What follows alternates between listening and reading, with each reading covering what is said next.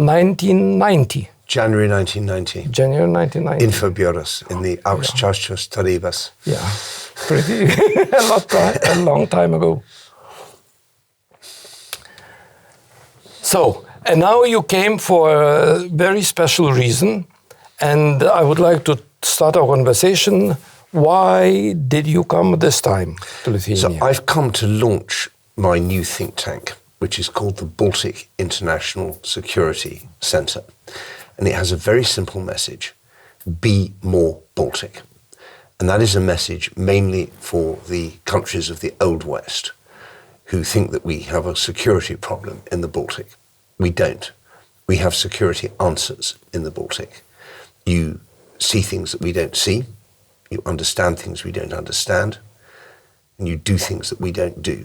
And if we, in the old, sleepy, timid, complacent West, would do what you're doing here, both in terms of the amount of money you spend on defence and the way you spend it, your vigilance, your readiness, your resilience, all of Europe would be safer.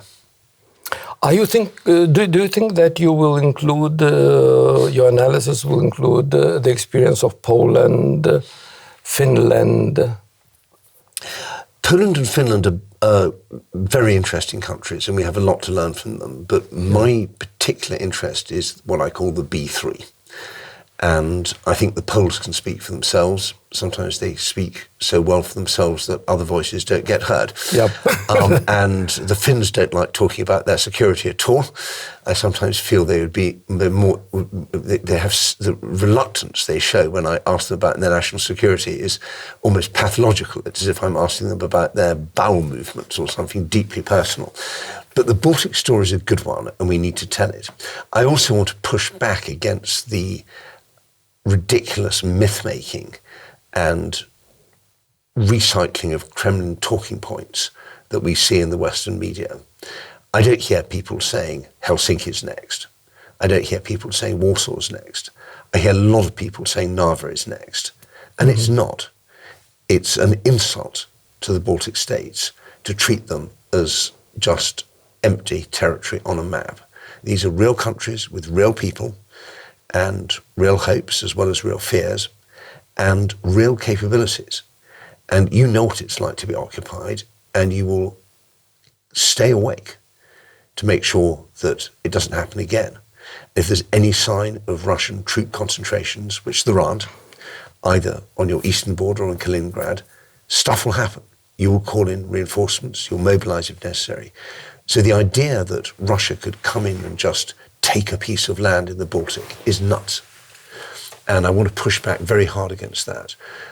And it's a specifically Baltic problem. We don't see people talking about the vulnerability on Svalbard, that Norwegian archipelago, which is a real one. I'd be really worried. I am really worried, even as a non-Norwegian. I'm quite worried about Gotland. I'm worried about Bornholm. I'm worried about the Åland Islands. I do not exclude for a minute that Russia will test NATO somewhere in a kind of horizontal escalation. But I want to stop. But most probably in the place nobody expects. It's the idea, as a German professor, Carlo Marsala, wrote in a best-selling book in Germany last year, that Russia could come in and just take a piece of land outside Narva, or as Die Welt said in their infamous podcast, Ernstfall, that Russia would be able to create a corridor across Lithuania from Belarus to Kaliningrad, and Lithuania wouldn't do anything. This is like Borat level geopolitical analysis. It's just nuts. And I feel that I'm, with my knowledge of the Baltic states, but also the connections and clout I have in the international media as a former senior editor at The Economist, I can do something about that, and I'm going to. Don't you think that this happens because many people in the West think, in the West from Lithuania, looking from Lithuania, think that, because I consider that we are part of the West. You are. But many people think of us as a gray zone, which is not very clear. And then the main task of your think tank would be to bring some colors and life to that strip of land. Yes. To show that it is alive and it has features. It's not just gray. Yes, it's a real place with real people. And I think there's this idea still that this is a kind of strange, exotic place. It's ex-Soviet, whatever that means. These countries are supposedly tiny.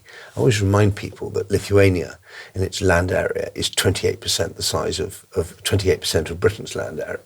It's not a small country. You know, Monaco is small, Andorra is small, San Marino is small, Liechtenstein is small. Those are truly tiny countries. The Baltic states are not small. They're a big. Just look at a map. It's a big chunk of territory, and even in population terms, they're not small. Nobody talks about Cyprus being tiny. Cyprus population is a lot smaller than Lithuania's. So I want to push back. Norwegian is slightly bigger. No, yeah, but I mean, there are a lot of European countries who have populations in the single millions. 1, 2, 3, 4, 5, 6 million. It's not unusual. And so there's nothing special about the Baltic states being at the smaller end of the spectrum when it comes to population. But what is special and regrettable is this kind of the idea that the Baltic states are the other. They're not really Europe. It's a kind of experiment. You know, we've tried independence after 1991, but, you know, they live in Russia's backyard. In the end, you know, geography counts. And I think that's really offensive. We had northern Norway has had a border with Russia far longer than Lithuania's had a border with Russia. And no one talks about northern Norway as being in Russia's backyard. So I just want to, it's basically Orientalism. It's colonial understanding where we're still thinking in terms of the Russian Empire and the Soviet Empire. And those empires, they exist. They existed. The Russian Empire still exists. Don't let it live rent-free in our heads. Let's not use Russian terms and Russian labels and Russian frames when we have our discussion. Because then it's very easy to give up. To give up all the idea of NATO and collective defense system. Because when you have the gray zone is step number one. The second step is, if that's a gray zone, it's nothing, then it can be a buffer zone.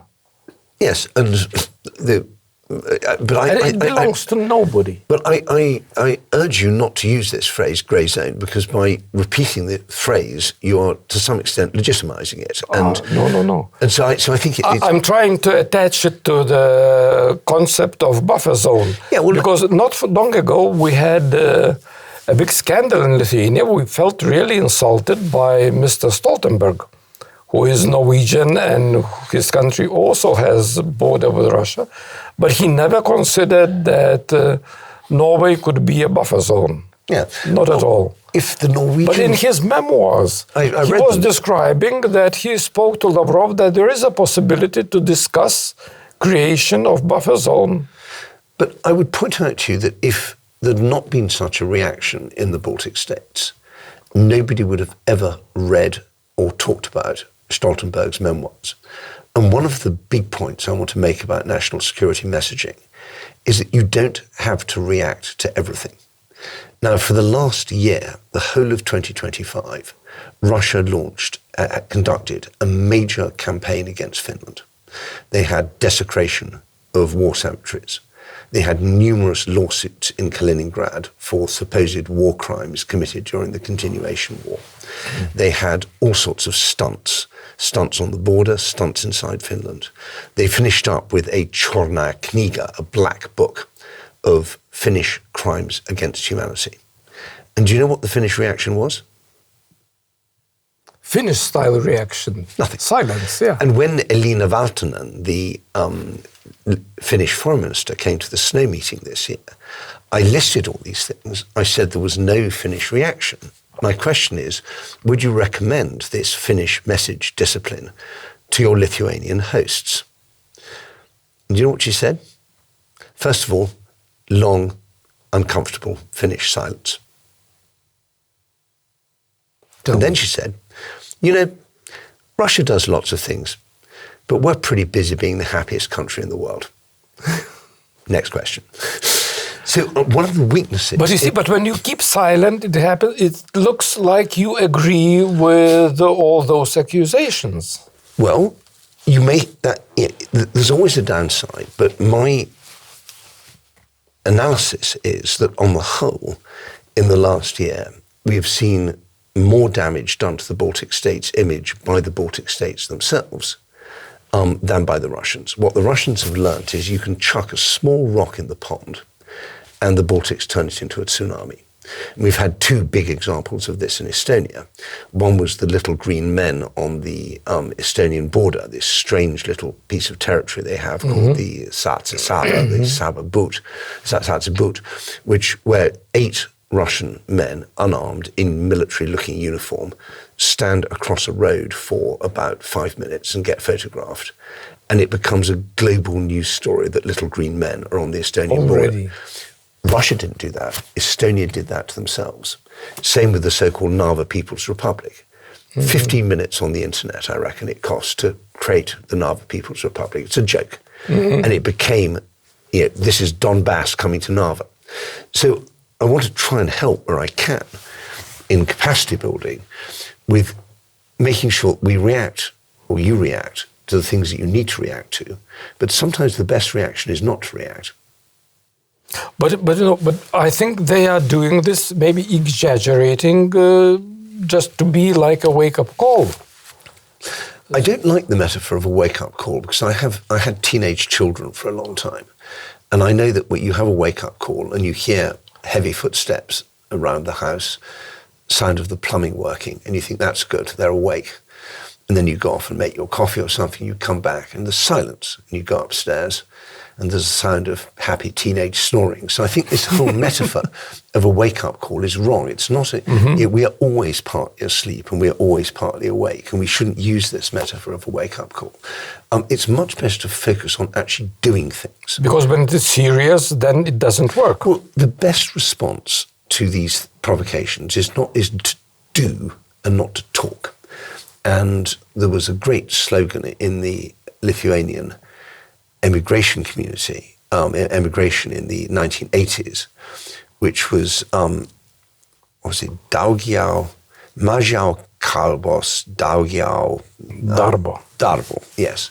Because the diaspora for years had just sat there just talking.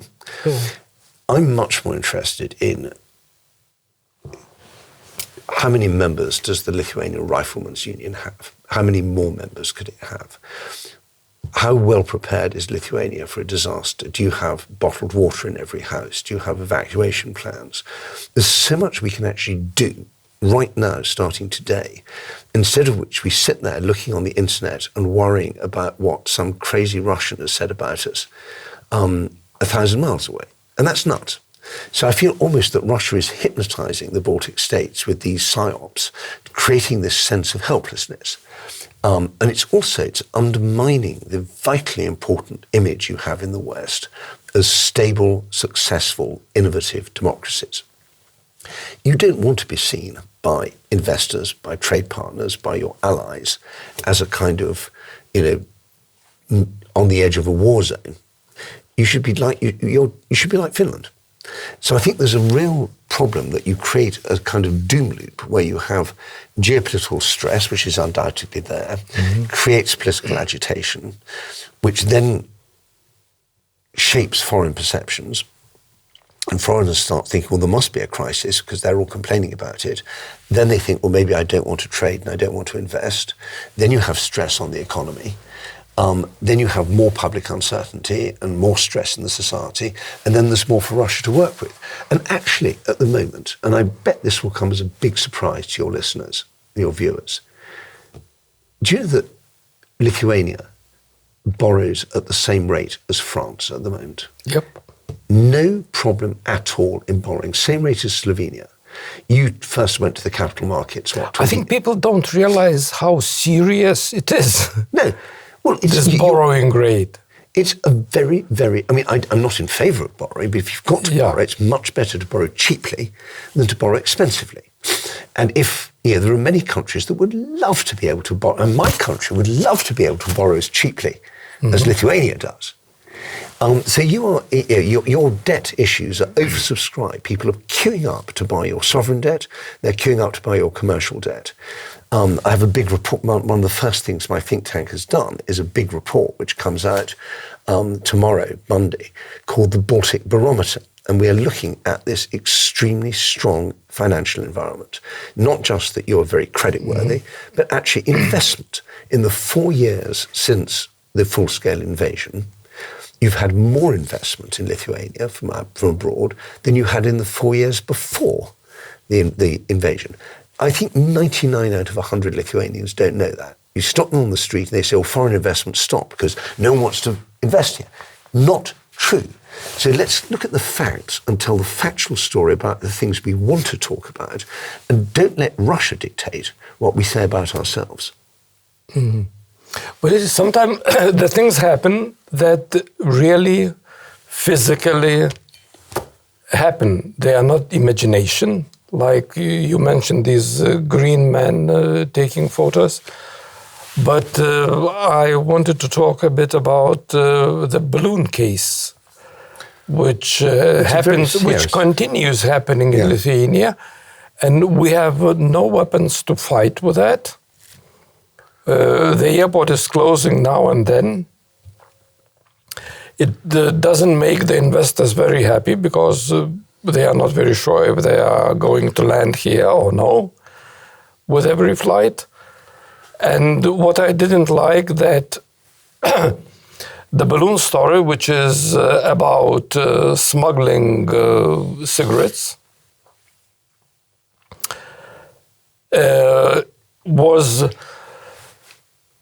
presented to the public mostly as the political issue, and this is the fight against Lithuania, forgetting that first we must make order at our home, because the unleashed criminals are the biggest gap in our state security, which is already in home. You don't need to wait for green men to appear.